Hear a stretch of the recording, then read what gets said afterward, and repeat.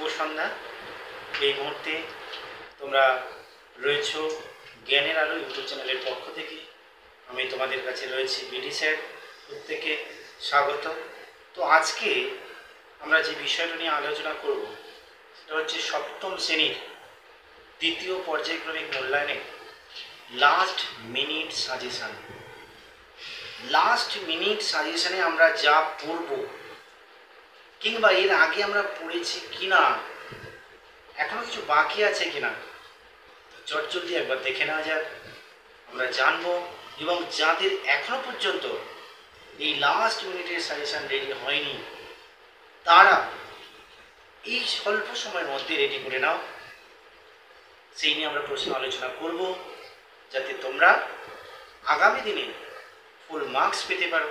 কিন্তু তার আগে অবশ্যই বন্ধুরা, মনে আছে তো, অবশ্যই আরও ভালো সাজেশান পেতে গেলে এই চ্যানেলটাকে সাবস্ক্রাইব করতে হবে, শেয়ার করতে হবে, আরও তোমাদের নতুন নতুন বন্ধুদের কাছে ছড়িয়ে দাও, যাতে এই সাজেশানগুলো সবাই পেয়ে তোমাদের মতো প্রত্যেকেই ভালো নম্বর পেতে পারে। তো দেখে নেওয়া যাক। দ্বিতীয় অফ করেছিল 5 মার্কস। প্রথমেই চলে আসি দ্বিতীয় পর্যায়ক্রমিক মূল্যায়ন 2025 সপ্তম শ্রেণী ইতিহাস বিডি স্যার। 5 মার্কসের আমরা যে প্রশ্নগুলো রেডি করব তা হচ্ছে আকবরের নবরত্নের পরিচয় দাও, বা নবরত্নের যে নজন রত্ন ছিল তার পরিচয় দাও। বীরবল বিখ্যাত কেন? খুবই খুবই গুরুত্বপূর্ণ একটা প্রশ্ন।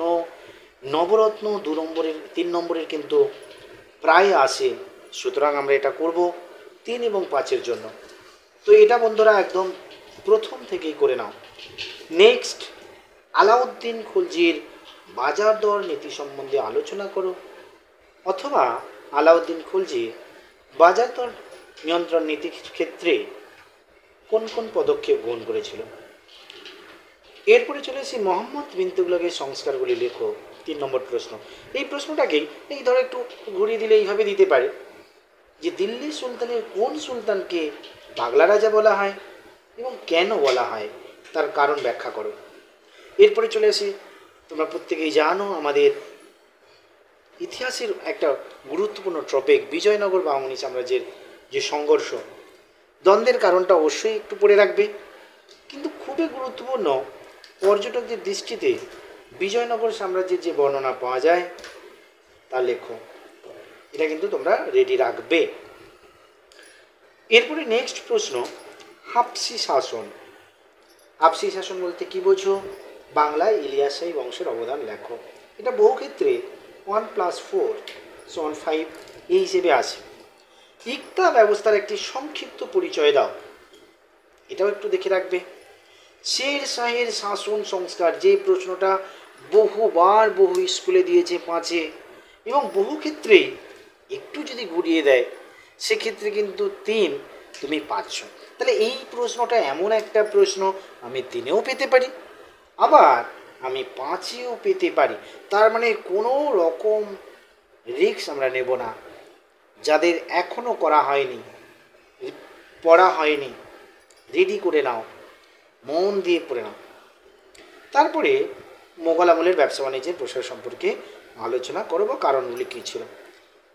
তো 8টা প্রশ্ন 5 নম্বরের আমি দিলাম। তোমরা কমেন্ট করে জানাও কার কটা রেডি, এখনও কার কটা বাকি। যদি বাকি থাকে তাহলে অবশ্যই রেডি করে নাও, এবং আমাকে যদি বিশ্বাস করো আমি বলতে পারি এর মধ্যে থেকে তোমরা বড় প্রশ্ন কমন পাবেই পাবে। তো এবারে দেখে নিই 3 নম্বরের কী কী আমরা পড়ব। কাদের বলা হতো, তারা কার বিরুদ্ধে বিদ্রোহ করেছিল। 12 ভূঁইয়াটা কিন্তু খুবই ভালো করে তোমরা দেখে যাবে।